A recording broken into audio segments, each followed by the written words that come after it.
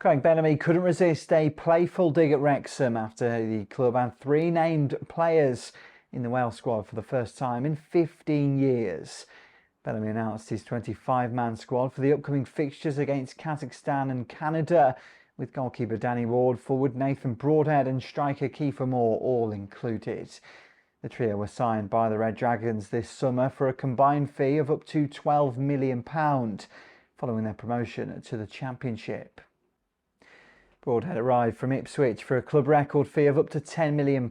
Moore joined from Sheffield United for £2 million in early August and has already scored 3 goals in 4 games, while Ward returned to his boyhood club on a free transfer from Leicester City in July. Their selection marks the first time Wrexham players have featured in a Wales squad since Neil Taylor's call-up in May 2010, shortly before his move to Swansea. The announcement was made in a suite named after Wrexham's Winston Arms Hotel, the birthplace of the Football Association of Wales, in 1876. Asked about the significance of having players from 3 of Wales's 4 EFL clubs, including Swansea and Cardiff, Bellamy joked what money can do as he praised Wrexham's remarkable ascent. Under the ownership of Hollywood stars Ryan Reynolds and Rob McElhenney, the club has enjoyed 3 consecutive promotions, moving from the National League to the Championship.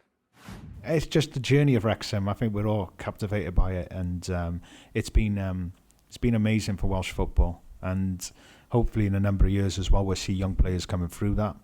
And surely, whether it's Swansea, Newport, Cardiff, Wrexham, the better they do, then the better chance we have of being a stronger nation in football. So always positive.